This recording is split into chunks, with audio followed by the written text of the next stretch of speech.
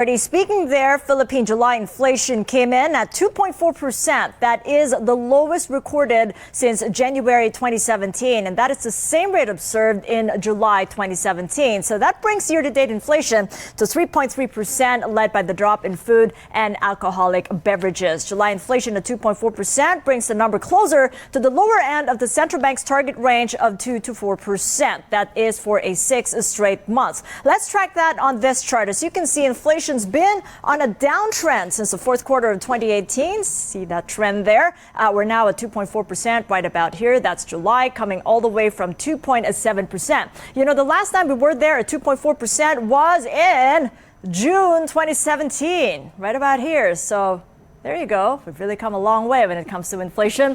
Let's get the immediate reaction on the latest inflation data. Our next guest fund is the Philippines' best performing equity fund, beating all others by a wide margin. With us now for more from our Rockwall studio in Makati is Julian Tarrobago, the head of equities, portfolio manager of ATR Asset Management. Good to have you back on, Julian. Welcome to the program. Thank you, Kathy. Happy to be here. Good morning. You got to be happier than most. You got that spot on at 2.4%. You tipped for inflation to come in at 2.4, and it did. So what were the key metrics that made you get it right? Well, it was an expectation of an overall easing in food, the food segment, the food component. And that's why it was right smack at 2.4%. More importantly, we're happy because this implies that there could be at least a 25 basis point rate cut by the central bank as inflation continues to slide. And at least a 25 basis point cut. But what about, could it be more by 50 basis points? Could be more. We're thinking initially maybe a 25 basis point cut this week, and then perhaps another 25 basis point cut in September or December. Why? Why would it be September or December? What's going to prompt the need to cut an additional 25 bips after this month's 25 basis point cut? It's as simple as inflation trajectory continues to be downward, and that is sufficient reason, we think, given the circumstances we're in, to cut rates. And what is that going to be led with? And is it going to reach 2%? Because that's something that we hadn't seen. The target band, reaching at the lower end of the target, at least getting closer to it or even below it. We think the trajectory may move the actual inflation print toward 2%, maybe even below 2% is not out of the question.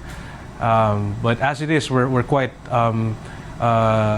relieved that it's the inflation number is at where we anticipated it to be. And in between those projected cuts, the one coming this week, the one in September or December, when do you think the triple R's will start again? Triple R cuts would start again? Could happen very soon. How much sooner? I think the central bank has proven that they can actually cut the triple R rate in mid-cycle. So we wouldn't be surprised if that happens. Yeah. But before, as we speak, the target is to I think from the past statements is for the reserve requirement to be reduced or cut to single digit, and we're still quite far from that. So it makes sense to. And given that inflation is falling, it makes sense for the triple R cut to be lowered immediately. You know, before Can't the say central when bank, exactly. Decides on Thursday, Q2 GDP is out hours before. What are you tipping for? Because you think that is a tougher one to call. Yes, because of the delay in the passage of the budget, and because of indications that exports might continue to be soft, we think GDP may continue to be GDP growth may continue to be below 6%, and we anticipate that to accelerate in the second half of 2019, whether it's the third quarter or the fourth quarter. Forecasting below 6%, how low could that be? 5.9 is a decent assumption, I think. So how then does the uncertainty over the pace of growth in the second half alter the way you allocate your clients' money? Actually, the pace of growth is much clearer in the second half. You have very clear drivers of economic growth. You have strong consumption will remain, domestic consumption.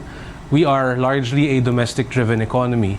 You also have an economy that will enjoy lower interest rates, as I indicated earlier, and this means easier or cheaper for companies to grow their businesses.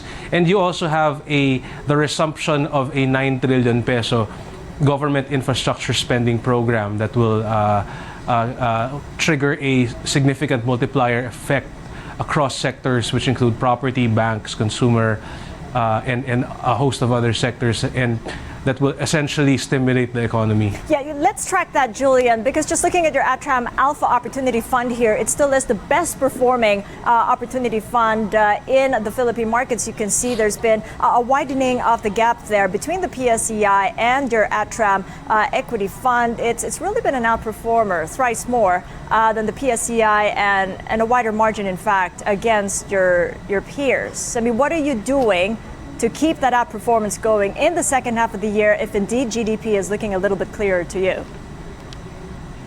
We're simply investing in the fastest growing the fastest growing companies in the market that we think have good management, high quality management, and have sound business strategies. We're essentially looking for companies that could grow by a compounded annual rate of 26%, which means that the earnings for these companies and the share price could actually have the capability of doubling over the next 3 years. And it's not rocket science. We also have we employ a full court press on the companies that we have in the portfolio, the companies that we cover. So make sure that we're kept abreast of developments, changes in strategy, opportunities and risks.